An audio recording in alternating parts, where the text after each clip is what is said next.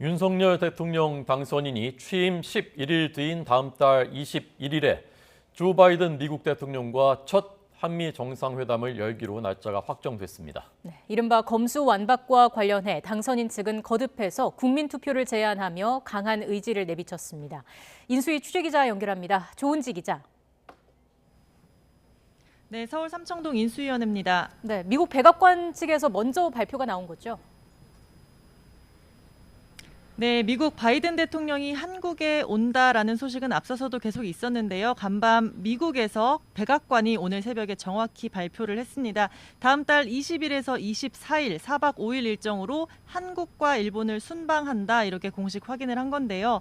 바이든 미국 대통령은 먼저 한국을 찍고 일본에서 열리는 쿼드 정상회의에 참석합니다. 윤석열 당선인 측에 따르면 바이든 대통령은 5월 20일 입국해서 2박 3일 일정으로 한국에 머물고 방한 이튿날인 21일에 한미 정상회담을 개최할 예정입니다. 이로써 다음 달 10일 취임하는 윤석열 당선인은 전례 없이 빠른 11일 만에 한미 정상회담을 치르게 됐습니다. 한국 대통령의 방미보다 미국 대통령의 방한이 먼저 성사된 건 1993년 7월 빌 클린턴 당시 미국 대통령이 김영삼 당시 대통령과 만난 이후 29년 만의 일입니다. 당선인 측은 한미 정상회담은 역대 새 정부 출범 이후 최단 기간에 개최되는 거라면서 방한에 환영의 뜻을 표시했습니다. 배현진 대변인은 서면 브리핑에서 두 정상은 한미동맹 발전과 대북정책 공조, 또 경제안보와 지역적 국제적 현안 등 폭넓은 사안에 관해 깊이 있게 협의할 거라고 설명했습니다. 이를 통해 두 나라 사이 포괄적 전략 동맹이 더 발전할 수 있는 역사적 전기가 마련될 것으로도 기대했습니다.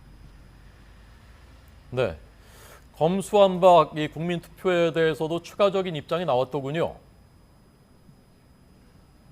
네, 국민투표에 거듭 강한 의지를 보였습니다. 장제원 비서실장은 오늘 아침 기자들과 만나서 선관위의 월권이다라고 반박을 했는데요. 협의체 기관인 중앙선관위에서 안건으로 상정해서 정식 결론을 내린 것도 아닌데 사무처 직원이 국민투표가 불가능하다고 얘기한 건 월권이라는 겁니다. 지금 국민투표법은 재외국민 참여를 제한하는 규정이 헌법 불합치 결정을 받아서 사실상 사문화된 상태인데요. 장제원 실장은 개정안을 내서 투표인 명부 관련 이런 사항을 정리하겠다고 말했습니다. 민주당이 개정안을 막는다면 국민투표가 두려운 걸로 볼 수밖에 없다고 했습니다. 직접 들어보시죠. 정식으로 중앙선거관리위원회에 안건 상정을 해서 결론 난 것도 아닌데 그 사무처 직원들이 그렇게 얘기하는 건 월권 아닌가요? 그 입법을 하는 게 제일 중요한 거고 민주당이 그거를 통과를 안 시켜주면 국민투표가 두려운 거라고밖에 볼 수가 없겠죠.